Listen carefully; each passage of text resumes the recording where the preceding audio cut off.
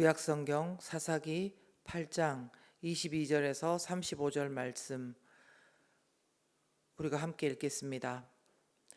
그때에 이스라엘 사람들이 기드온에게 이르되 당신이 우리를 미디안의 손에서 구원하셨으니 당신과 당신의 아들과 당신의 손자가 우리를 다스리소서 하는지라.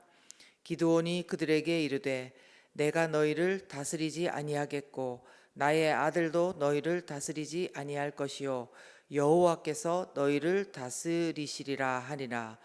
기드온이 또 그들에게 이르되 내가 너희에게 요청할 일이 있으니 너희는 각기 탈취한 귀고리를 내게 줄지니라 하였으니 이는 그들이 이스마엘 사람들이므로 금 귀고리가 있었음이라.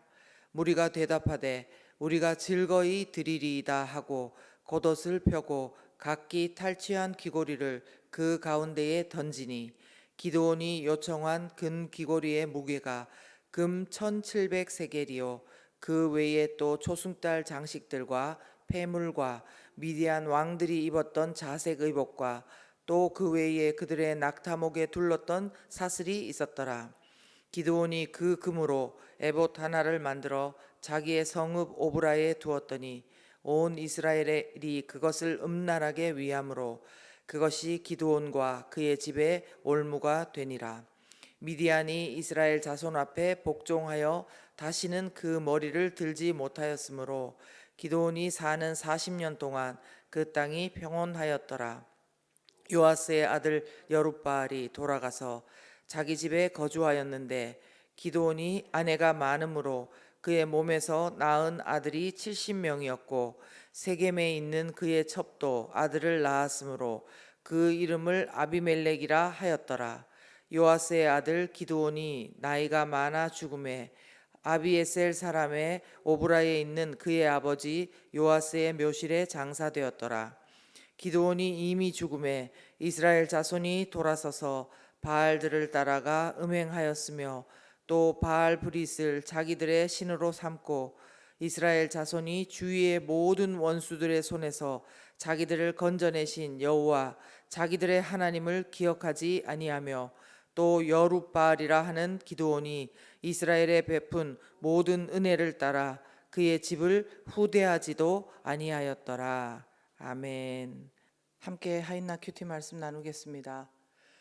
오늘 말씀을 읽으면서 저는 예전에 우리가 많이 읽었던 동화의 주인공들 모습이 갑자기 좀 생각이 났습니다. 그들은 비록 처음에는 약하고 어려운 상황이었지만 나중에는 그 모든 상황들을 이겨내고 대부분 그 노력하던 것들을 이루고 그 이후 행복하게 잘 살았더라. 이렇게 끝이 났던 것이 기억이 납니다. 그런데 성경의 말씀을 읽으면 이런 동화와는 참 너무 다르고 꼭 그렇지 않은 경우도 너무 많더라는 겁니다. 연약했고 어려웠고 고생했던 그런 상황들이 그들에게 득이 되어서 나중에는 뭔가 이룰 수 있는 힘이 되기도 했지만 그렇다고 그 연약했고 어려웠고 고생했던 그것이 우리의 인생을 끝까지 좋은 모습으로 지켜주는 것은 아니더라는 것입니다.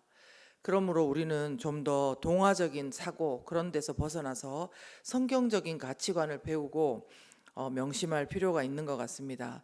오늘 사사 기드온의 모습도 한번 보십시오. 처음에는 이런 모습이 아니었습니다. 그런데 오늘 모습을 보면 완전히 다르게 그의 인생을 마감하고 있는 것을 봅니다.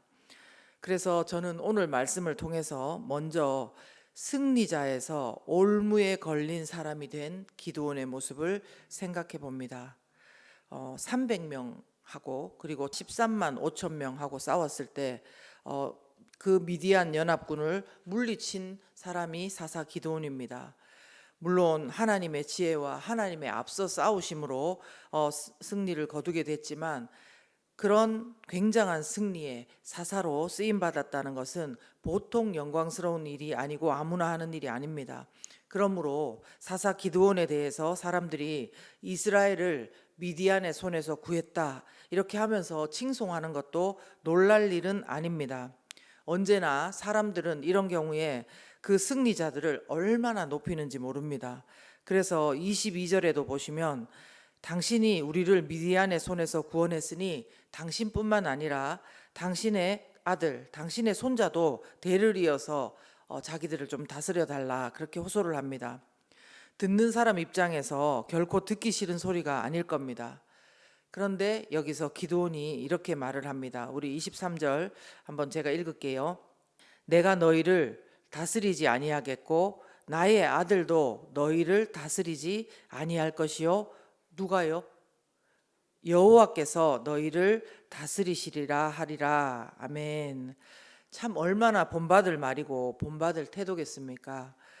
누군가 이때 기드온을 옆에서 딱 봤다면 와, 과연 기드온이다, 합격이다, 합격 이렇게 할지도 모르겠습니다. 그런데 아시지요? 성경을 뒤에 더 보면 처음에는 기드온이 이런 마음이었는지 모르지만 나중에는 다른 모습을 보였다는 것을요. 기드온이 처음에 말은 이렇게 하고 뒤에 어떻게 되었는지 한번 보실까요? 우리 24절부터 27절 중반까지 보시면요. 기드온이 이스라엘 사람들에게 뭐라고 하냐면 전쟁에서 탈취한 귀고리를 좀 달라고 하는 겁니다. 금귀고리를. 그래서 또 그것과 또 미디안 왕들이 입었던 자색 의복도 받고 그들의 낙타 목에 둘렀던 사슬도 상납을 받는 것입니다. 그리고 그것으로 그 금으로 에봇을 만들었습니다. 여러분, 에봇이 뭔지 기억나시지요? 대제사장이 지성소에 들어갈 때 입었던 거룩한 옷입니다. 그것을 금으로 다 만들었대요. 원래는 이쪽은 금이고 뭐 이쪽은 뭐 어떤 실로 짜고 그랬대는데 그것을 금으로 만들어서 성전도 아니고 자기 성읍 오브라에 두었다는 것입니다. 아, 이렇게 완전히 금으로 만들었으면 그들이 보던 대제사장 의복보다 훨씬 더 고급지고 희귀하게 만들었으니까 이거 역시도 더 좋은 거 아니냐 이렇게 말씀할 수도 있는데요. 절대로 아닙니다, 여러분. 그것이 귀한 구경거리는 될지언정 영적으로 그 에봇이 지닌 의미, 하나님 앞에 모든 이스라엘 족속을 지고 안고 나아가는 하나님께 자신과 온 백성의 죄를 사해달라고 나가는 대제사장의 사명에 비하면 이것은 중요한 것이 아닌 거죠.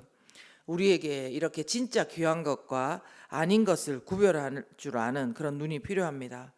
또 더군다나 대제사장의 에봇에는 뭐가 있었나 하면 판결 흉패가 있었어요. 판결 흉패. 그래서 그걸 가지고 하나님의 뜻을 물었다는 겁니다. 근데 이 옷을 성전이 아니라 자신의 집에 둠으로써 처음에 의도야 어떻든 간에 결국 기드온은 백성들이 하나님이 아니라 기드온의 집에 있는 에봇에게 의사 결정을 묻도록 하는 꼴이 된 것입니다. 그래서 27절 후반부에 온 이스라엘이, 여기서부터 같이 읽을까요? 시작. 온 이스라엘이 그것을 음란하게 위함으로 그것이 기드온과 그의 집에 올무가 되리라. 이렇게 하신 것입니다. 여기서 음란하게는요, 그 단어는 여자가 여러 사람하고 성적인 관계를 맺을 때 쓰는 표현이랍니다. 그래서 이스라엘 백성들이 하나님을 버리고 에봇과 기드온과 그 집안을 우상 삼아 섬기는 것을 이 단어로 표현한 것입니다. 그리고 또 여러분, 올무라는 말 우리가 참 많이 듣죠. 그것도 뭡니까? 문자적인 의미는 동물을 잡기 위해서 놓은 올감이나 덫을 말하는데, 여기서 의미를 말하자면 사람들을 함정에 빠뜨려서 멸망시키는 도구, 이게 바로 올무라는 겁니다.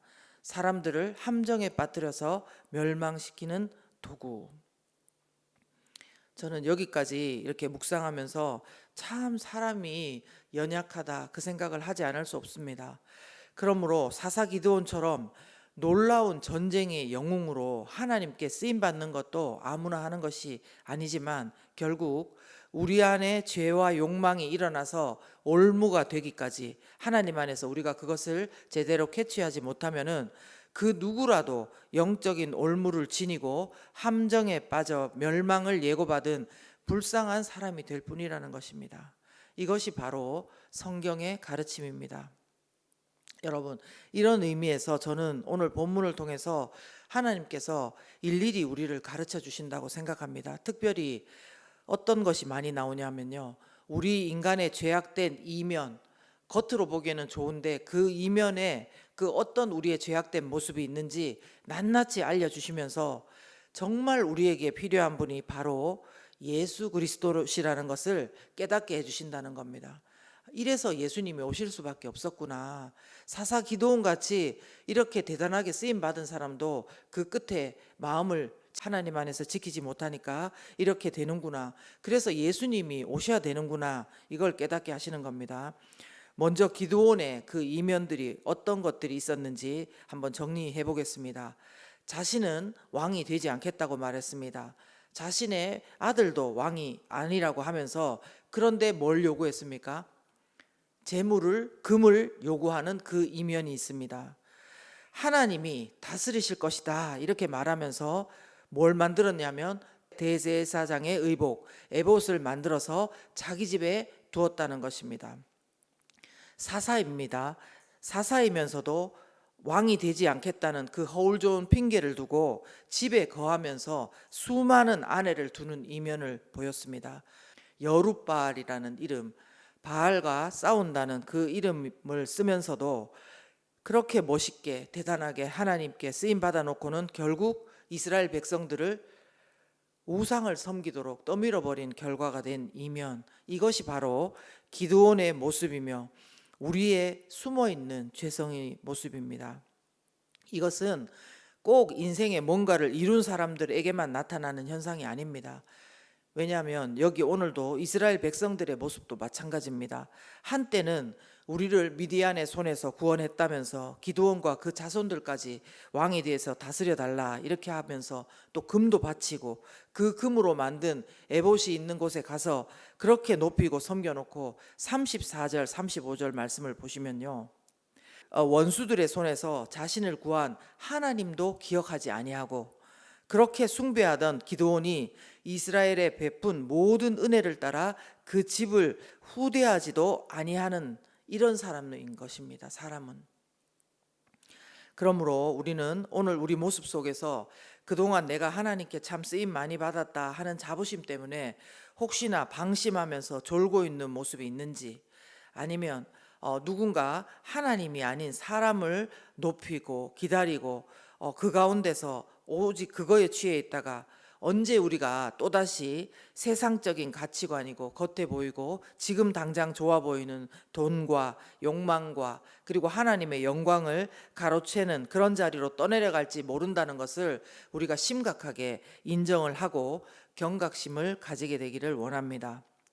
우리가 예수님의 이름으로 죄 사함은 받았지만 아직 우리 안에 있는 죄성과 세상적인 가치관이 힘을 많이 행사하고 있는 것을 우리는 우리 삶 가운데 경험합니다.